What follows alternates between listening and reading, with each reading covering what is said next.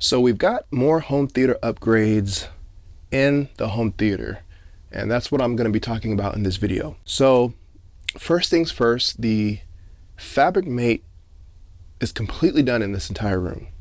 I got it done a little bit quicker than I expected, but it's completely 100% done. So I'm glad to finally be done with that, because it was a lot of work. It was a lot of fun. I learned a lot, but I'm glad that it's finally complete. So the only really other thing that's left to finish is to finish upgrading the rest of my height speakers. So I've got 9 bed layer speakers, all KRIX, and all of them are the same except for the center channel. And that's just because I didn't have the space to have the complete LCR, but all the speakers in the room are KRIX except for my height speakers. So that is the next phase. So I reached out to KRIX after I listened to the speakers in my home theater for a few weeks, and I loved the sound. So I'm like, man, I got to upgrade the height speaker so that everything can be timbre matched. So that's what I'm going to be doing. That's the next project. And the reason why is obviously, the first and foremost, I want all the speakers to be the same brand, same timbre match.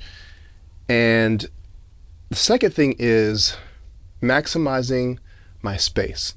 So I have 8-foot ceilings, and the riser that I'm standing on right now is, I believe, 11 inches. So technically from the riser to the ceiling, it's only 7 feet, maybe a little bit more.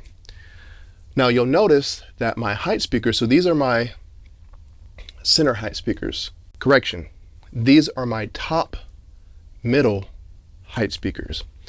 And just to give you an idea, right now, if I measure this from ceiling to the bottom of the speaker, that is exactly 17 inches. That is really not ideal to have your height speaker come down that low. But it's because of the type of speaker, the way that it's built, configured, and then I had to find a mount that I could angle as well as swivel towards the main seating position, which is right in front of me. So that's too low from the ceiling. With these, so I have another KRIX speaker here that is going to be mounted lengthwise on the ceiling, that's going to be replacing all 6 of these high speakers. So this will be the orientation, either this or the other way, it doesn't really matter. But then I also have, the reason why I was excited to get these and use these as height speakers is because of the mounting system. So I already have one of these speakers installed with a mount in the back, which I'll talk about. But remember, this is 17 inches from the ceiling to the bottom of the speaker.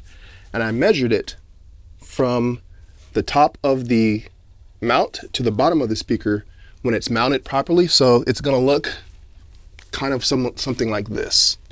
Now you can already see that it doesn't come down nearly as much. When I measured it, it's 10 inches from the ceiling to the bottom of the speaker in a horizontal configuration.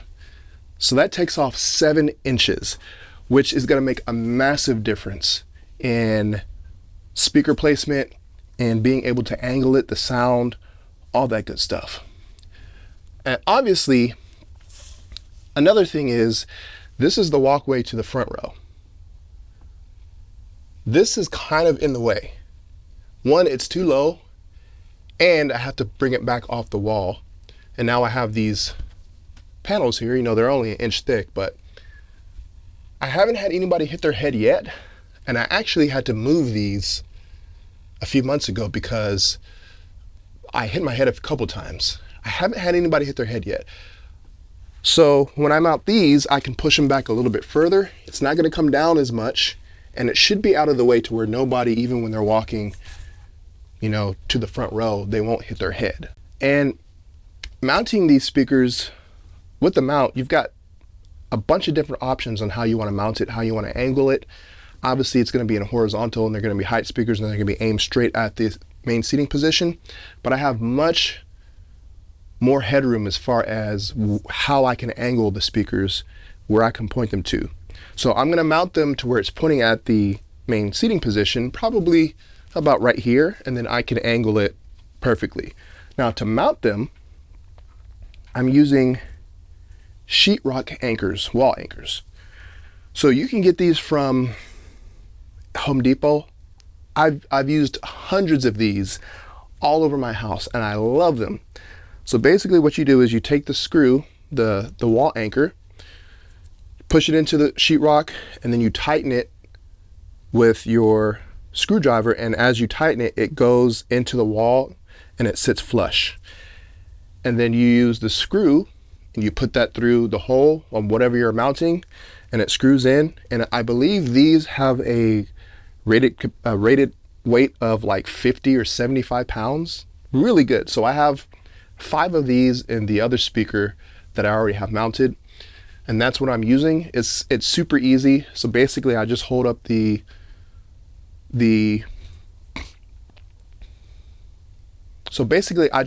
mount, mark where the circles are, take that down, and then I take one for each circle, put it in there, and then I'll attach the mount to the speaker and then just drill it in, and I'm pretty much done. Super easy, a lot less cumbersome than this.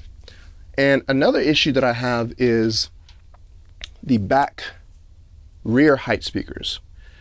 Now, if you look at those speakers, they're not angled towards the seating. They're angled towards the seating position, but because of the mount, they're basically almost aiming towards the floor.